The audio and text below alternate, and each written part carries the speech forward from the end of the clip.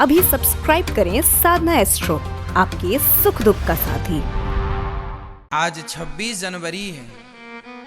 हमारे देश के उन महान लोगों को याद करने का दिन है। हमारे देश की उपलब्धियां गिनवाने का और गिनने का दिन है। मैं देश की उपलब्धि गिना सकता हूं, देश के अमर शहीदों की उपलब्धियां गिना सकता हूं।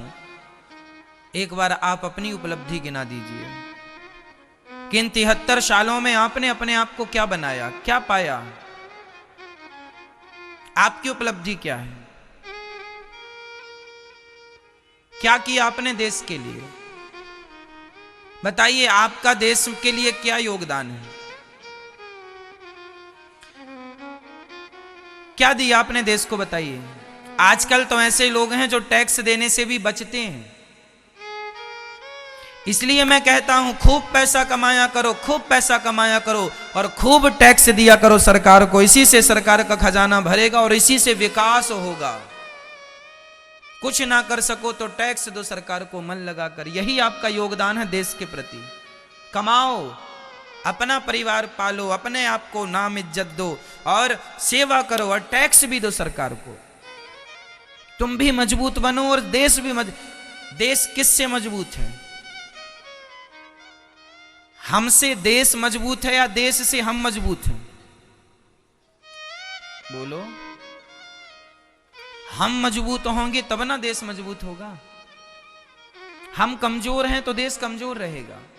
हम गरीब हैं तो देश गरीब रहेगा और हम अमीर हो गए तो हमारा देश अमीरों में चला जाएगा। ये मेरा देश अमीर देश है।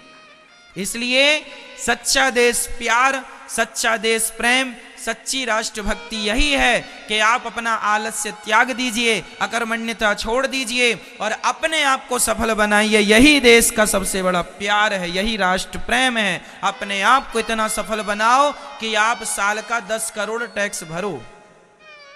1 करोड़ कम से कम, 50 लाख कम से कम 10 लाख टैक्स तो भरो महीने साल का, कम से कम। ईमानदारी से हंसते गर्व होना चाहिए कि हम लोग टैक्स देते हैं। हमें इस बात का गर्व होना चाहिए कि हम लोग अपनी भारत सरकार को टैक्स देते हैं। क्यों जी, ये गर्व का विषय है या नहीं? बताया करो सबसे कि हम इतना टैक्स देते हैं।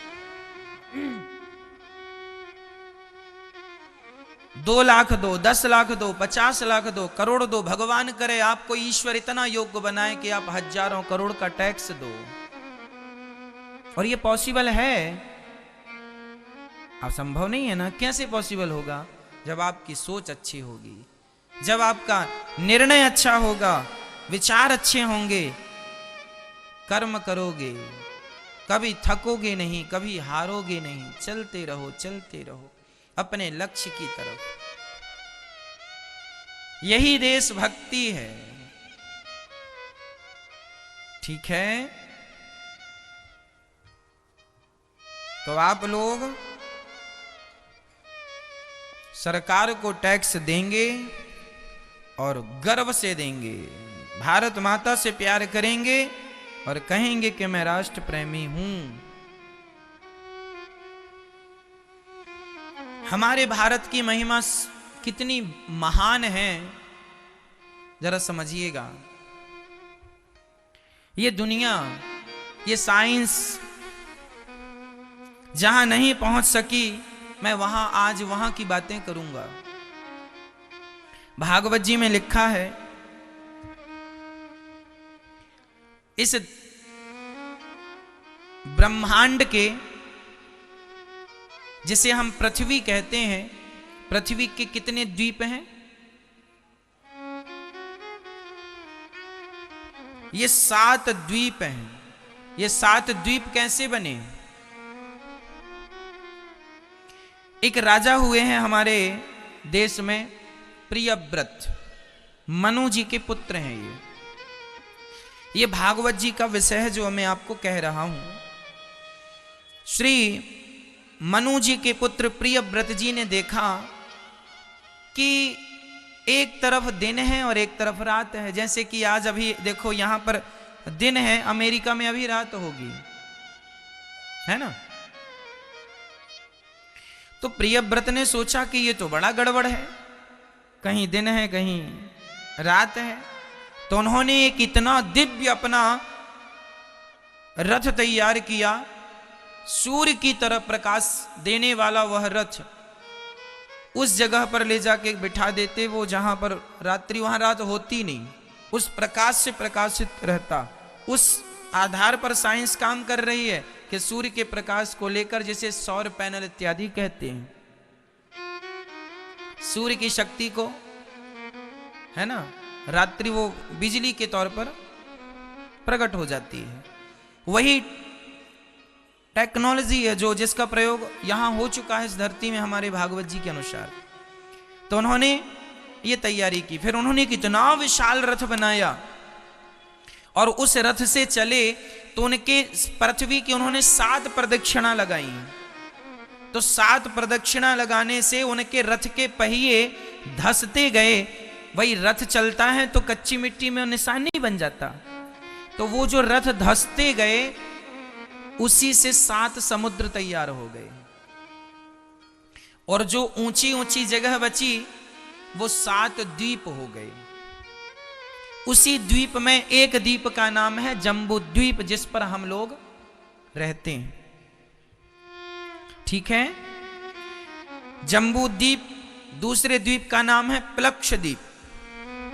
तीसरे द्वीप का नाम है शालमली द्वीप। फिर कुश द्वीप, क्रौंच द्वीप, शाक द्वीप और पुष्कर द्वीप। ये टोटल 7 द्वीप। ये 7 द्वीप हैं जिसमें अभी पूरी दुनिया ने केवल जम्बू द्वीप की खोज की है।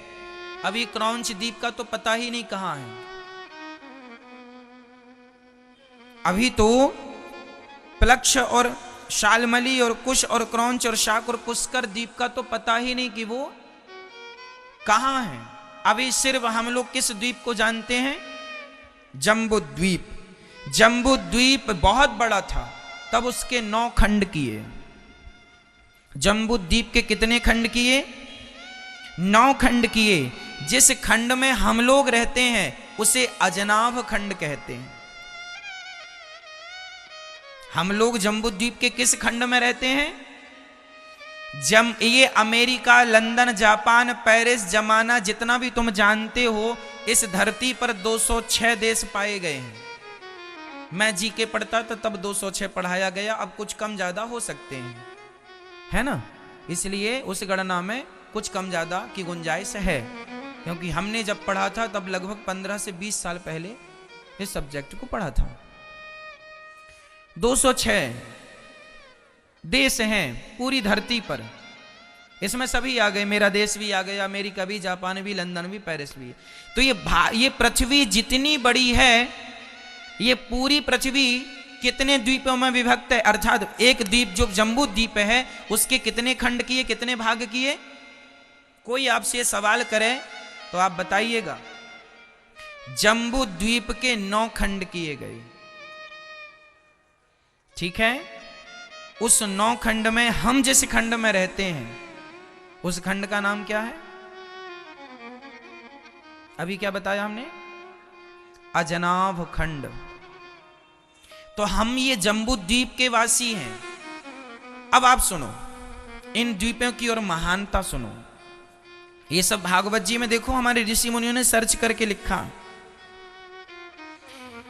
जम्बू द्वीप के चारों ओर खारा समुद्र है। तो है, आगे सुनो। प्लक्ष द्वीप से घिरा हुआ उसके चारों ओर ईख का समुद्र है।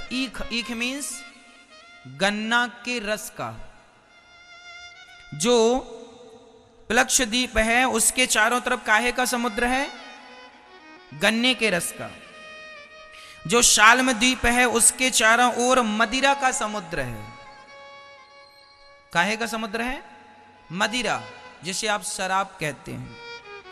कुशद्वीप जो है उसके चारों ओर घी का समुद्र है। जैसे हम लोग खारे समुद्र में रहते हैं, ऐसे कुशद्वीप में काहे का समुद्र है? घी का समुद्र है। उसके बाहर क्रौंच द्वीप है, उसके चारों ओर दूध का समुद्र है।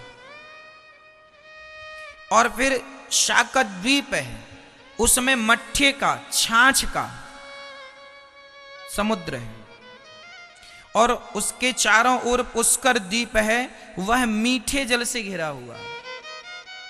जो पुष्कर द्वीप है सातवां, वह मीठे समुद्र से घिरा हुआ है। तो अभी दुनिया के वैज्ञानिकों ने केवल जानकारी कहां की लगाई है? जम्बूद्वीप की। हम लोग जम्बूद्वीप वासी हैं, तो हम लोगों को यह पता है कि हमारे चारों तरफ खारा समुद्र है। अभी मट्ठे का समुद्र भी है, गन्ने के रस का भी है, घी का है, दूध का और मीठे पानी का है। ये समुद्र तक तो अभी कोई वैज्ञानिक पहुंचा ही नहीं। अब आप कहेंगे कि महाराज जी फिर ये है कहां? ये भी वही है जैसे चांद, जैसे सूर्य, जैसे सूर्य एक ग्रह है, जैसे पृथ्वी एक ग्रह है ना। उसी प्रकार ये पृथ्वी इतनी बड़ी थी कि अभी हम लोग केवल इतना ही खोज पाए हैं कि 206 यहां पर हैं, 206 देश यहां पर हैं। अभी तो बहुत कुछ बाकी है। अभी तो इस पृथ्वी के बाहर जाना ही पॉसिबल साइंस का नहीं हुआ। हम तो ये पृथ्वी की चांद तक गए हैं, पृथ्वी के सूर्य तक गए हैं, पृथ्वी के अंतरिक्ष तक गए हैं। अभी तो बहुत बड़ा आकाश गंगा बाकी है, बहुत कुछ घूमना और ढूंढना बाकी है। ये अन्य जगह ये भी चीजें हैं। अब हमारे ऋषि मुनियों ने देखो इतना बताया है, ये सारी चीजें लिखी हैं। तो इसमें एक बात तो हम जम्बूद्वीप के वासी हैं, और इसमें लिखा है कि जम्बूद्वीप के चारों तरफ खारा समुद्र है। तो जो लिखा है वो यहाँ पर है। यदि एक बात सही है तो आगे की बातें भी सही होंगी। हाँ, हम वहां तक पहुंचे नहीं, वो अलग सब्जेक्ट है। हमारे शास्त्र इतने श्रेय, अभी मैं इनमें और रिसर्च कर रहा हूं, अभी मैं अन्य ग्रंथों को, अभी जो पृथ्वी के जो जम्बूद्वीप के 9 भाग हैं उसमें अजनाब खंड तो मुझे मिल गया। अभी जो 8 खंड हैं उनके नाम क्या हैं, अभी मैं उनको ढूंढने में लगा हुआ हूं। जब मिल जाएंगे तो मैं वो नाम भी आपको बताऊंगा। आप सोच रहे होंगे कि वो नाम तो आपने बताए नहीं। एक्चुअली यहां पर केवल ये सारा किया गया है कि जम्बूद्वीप के 9 खंड किए गए हैं। हम जिस खंड में रहते हैं उसे अजनाब खंड कहते हैं, ये इसमें लिखा है। अब बाकी के जो 8 खंड बचे हैं उनके नाम के लिए हमें अन्य ग्रंथों को, महाभारत इत्यादि को भी पढ़ना पड़ेगा। बहुत सारा पढ़ना पड़ता है, 2-2 घंटे 3-3 घंटे पढ़ना पड़ता है, तब जरा सी चीज समझ में आती है। शास्त्र इतने कठिन है और इतना डीपली में सब चीजें पाई जाती हैं। पूरा साइंस भरा हुआ है ना। तो साइंस अभी तक वहां पहुंचा नहीं जहां हम बात कर रहे हैं। यह भी रिसर्च का विषय है। मैं आपको आगे सब बताऊंगा, जितना मुझे प्राप्त होता जाएगा मैं आपको देता जाऊंगा। ये सतयुग की घटना है। ये जब सृष्टि क्रम शुरू हुआ था, जब पृथ्वी बन रही थी, ये तब की घटना है, तब की घटना। कोई पूछे कि समुद्र कैसे बना, तो मनु जी के पुत्र उत्तानपाद जी के रथ के पहिए से बना। 7 परिक्रमाएं की तो 7 समुद्र हो गए। ठीक है। इन समुद्रों का जब मंथन हुआ था हमारे यहां, तो समुद्र मंथन से लक्ष्मी जी प्रकट हुई थी। यहां से ही ऐरावत नाम का हाथी, उच्चैश्रवा नाम का घोड़ा निकला था। मतलब समुद्र के अंदर आज भी अनमोल चीजें विद्यमान हैं। साइंस को बहुत, आज आप देखते नहीं है पेट्रोल डीजल कहां से निकलता है? समुद्र से निकलता है। बेशकीमती चीजें अधिकाधिक समुद्र से निकलती हैं। सोना चांदी भी समुद्र से निकलता है। तो ये सारी चीजें हम लोगों जो कहते हैं ना कि समुद्र मंथन हुआ था और उससे निकला था, तो आज भी तो लोग निकाल रहे हैं। आजकल मशीन से मंथन हो रहा है, बड़ी बड़ी मशीनें जा रही हैं हजारों फीट नीचे और वहां से डीजल पेट्रोल निकल रहा है। उस जमाने में मंदराचल पर्वत को ला करके उसकी रस्सी बना करके पाशुकी नांग की और खींच खींच के समुद्र मंथन किया था। वो अलग विधि थी, ये अलग विधि है, पर मैच कर रही है ना साइंस से। तो जो आज आप कर रहे हैं वो ऑलरेडी हमारे यहाँ अवेलेबल है, उपस्थित है। इसलिए अपने शास्त्रों के प्रति श्रद्धा, मैं ये सारी चीजें आपके लिए केवल इसलिए लाता हूं ढूंढ ढूंढ करके, शास्त्रों को गहराई से पढ़ पढ़ करके, ताकि आपके बच्चों की रुचि शास्त्रों के प्रति जागे। जो आप इग्नोर करते हैं ना शास्त्रों को, अरे क्या है, तो सब बकवास है, ये तो पंडितों ने लिख दिया। ना जी, बड़ा साइंटिफिक है, पंडितों ने नहीं लिख दिया शास्त्रों को। ये शास्त्र भगवान की बताइए वेद कहां से प्रकट हुआ? बताइए हमारे वेद कितने हैं? कौन कौन बताएगा कितने वेद हैं? गलत जानकारी है आपको, 4 वेद नहीं है, हमारे 5 वेद हैं।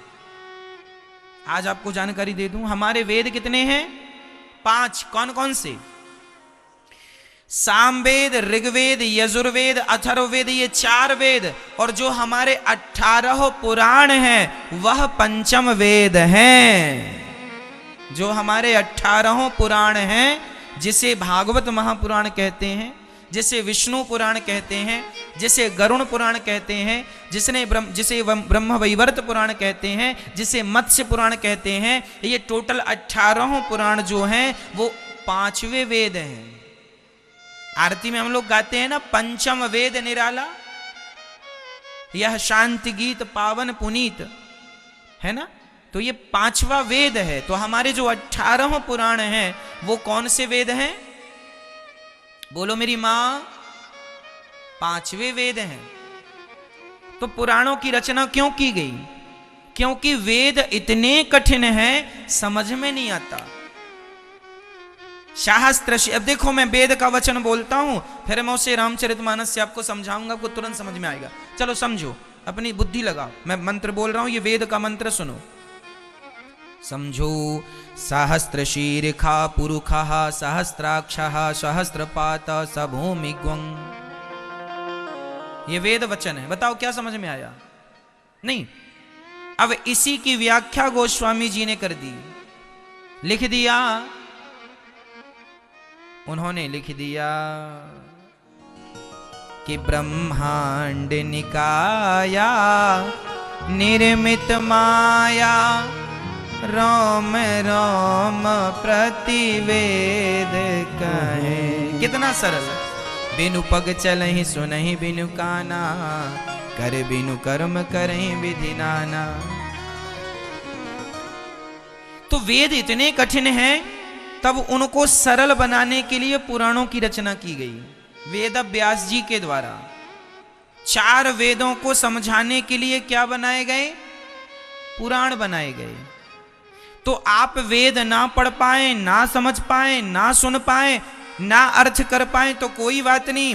सर्व वेदेतिहासानां सारम सारम समुद्रतम। 18 पुराण बनाए, पहले 17 पुराण बनाए व्यास जी ने।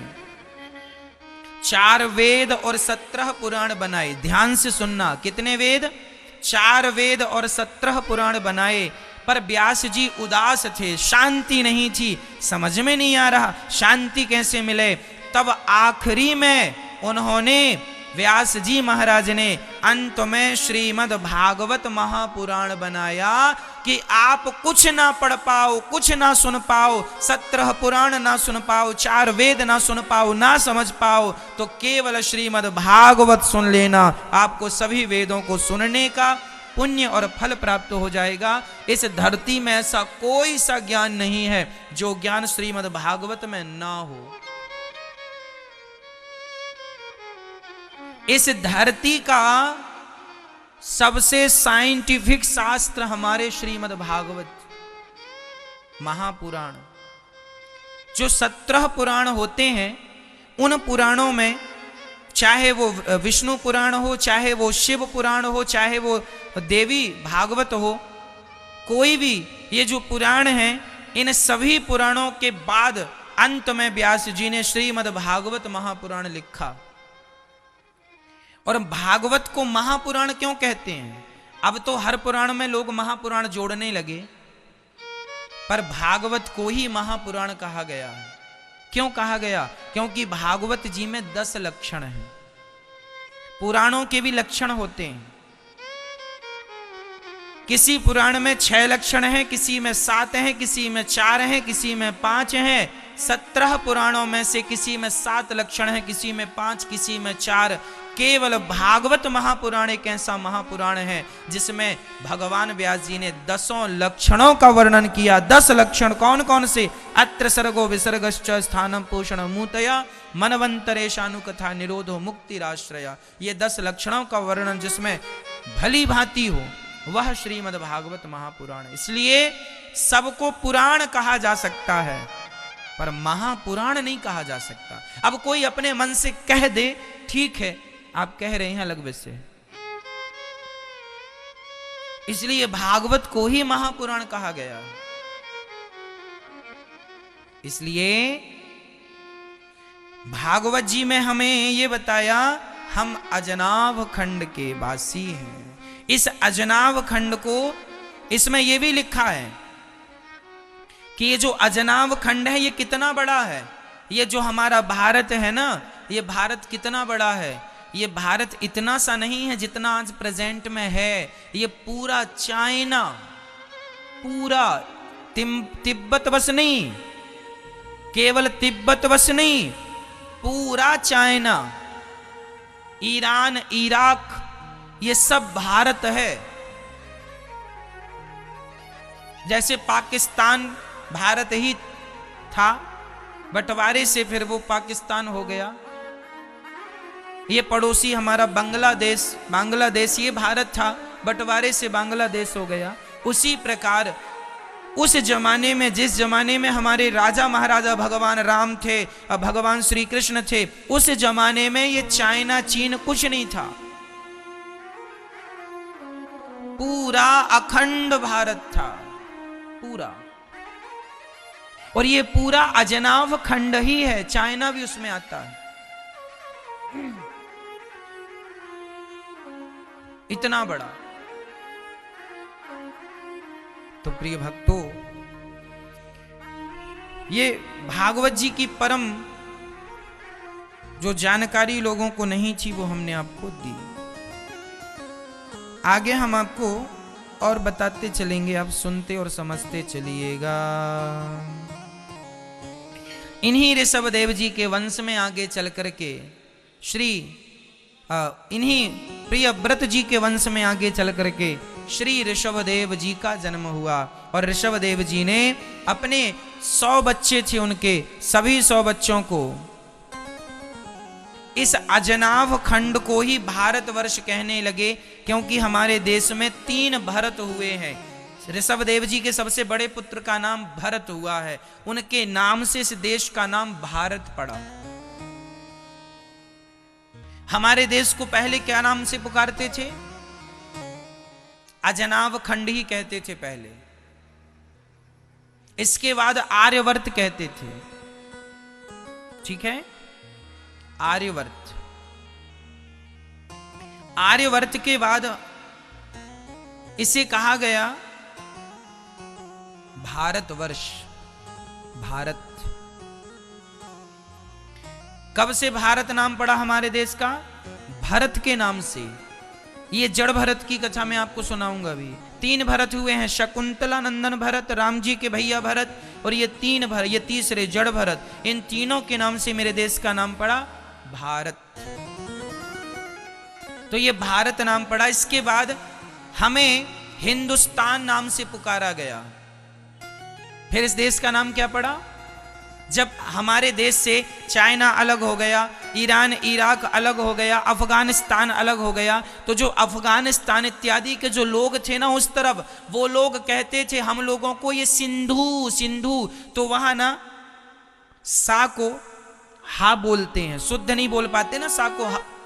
कई लोग ना जैसे नारायण ण, कई लोग ण को ना बोलते हैं, उच्चारण नहीं निकलता। जैसे पंजाब के लोग शिष्य को सिख कहते हैं। गुरु नानक देव जी के सभी शिष्य थे, तो शिष्य को क्या बोलते हैं वहां? सिख। जैसे आज हम लोग सिख धर्म कह रहे हैं, एक्चुअली ये सभी सिख भाई हमारे गुरु नानक देव जी के शिष्य हैं। शिष्य शिष्य से सिख सिख हो गए, शिष्य से सिख सिख सिख, शिष्य से सिख। क्यों? क्योंकि वहां पर जो पंजाब में ना आज भी जैसे क्षत्रिय है, तो वहां पंजाब में क्षत्रिय को छा नहीं बोलते, छा, क्योंकि वो उच्चारण नहीं निकलता तो खा बोलते हैं, छा को खा बोलते हैं, तो छत्री का खत्री हो गया। छत्री का क्या हो गया? खत्री हो गया। क्यों? क्योंकि वो छा नहीं बोल पाए, छा, छा बोलिए आप, छा, छा। कई लोग नहीं बोल पाते छा, छा, तो वो खा, छा को खा बोलते हैं, खा।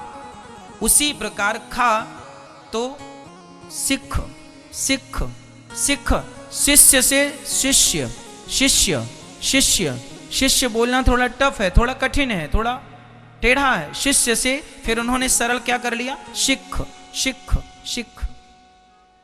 गुरु नानक देव जी के सभी शिष्यों को ही सिख कहा जाता है, ठीक है? वहां क्षत्रियों को खत्री कहा जाता है। उसी प्रकार हम सिंधु नदी के किनारे रहने वाले थे, तो अफगानिस्तान इत्यादि वहां के लोग हमें वहां पर सिंधु ना कह सके, तो वो लोग हमें हिंदू हिंदू के नाम से पुकारने लगे। हिंदू हिंदू हिंदू, कि ये सिंधु नदी के तट पर रहने वाले लोगों को हिंदू। तो हिंदुस्तान नाम पड़ गया हिंदुस्तान। जबकि हमारे धर्म का नाम शास्त्रों में क्या पाया जाता है? हमारे धर्म का नाम शास्त्रों में सनातन धर्म पाया हम सनातनी हैं। हम क्या हैं? सनातनी हैं। सिंधु नदी के किनारे रहने वाले, सिंधु नदी जानते हो, आधी पाकिस्तान में आधी हिंदुस्तान में, समझते हैं ना? सिंधु नदी बहुत बड़ी नदी है। तो सिंधु भारत की उस तरफ से आने के लिए पहली नदी है सिंधु नदी, समझ रहे हैं? मुगल जो आते थे सिंधु नदी को पार करके आते थे, उनको पहली नदी कौन सी पड़ी? सिंधु। तो वो सा को हा बोलते हैं, तो हिंदू, उनने ये हिंदुस्तान हो गया, तो नाम देश का पड़ गया हिंदुस्तान। फिर हमारे देश में आए अंग्रेज, तो उन्होंने हमारे देश को एक नाम दिया इंडिया। उन्होंने देश का नाम क्या रखा? इंडिया। जबकि हमारे देश का नाम इंडिया नहीं, हमारे देश का नाम जो हमारे गीता में, हमारे शास्त्रों में हजारों जगह मिल जाएगा, वो नाम केवल भारतवर्ष है। भारत माता की शुद्ध नाम हमारे देश का केवल भारत है। आर्यवर्त, अजनाब खंड, जम्बूद्वीप, ये इसके बाद जो नाम पड़ा, जो भागवत जी में लिखा है, उसे भारतवर्ष कहते हैं। देखो ये लिखा है, आसी देनेदम वर्षम भारत मिति। भारत शब्द गीता में भी कई जगह पाया गया है, भागवत में भी कई जगह पाया गया है, पर इनके बाद इंडिया तो अभी का नाम है अंग्रेजों का, इसलिए ग्रंथों में ये नाम नहीं मिलता, इंडिया इत्यादि। ठीक है, पहचान है सब प्रकार से, पर मेरा देश सबसे श्रेष्ठ है और इसका साइंस सबसे श्रेष्ठ है।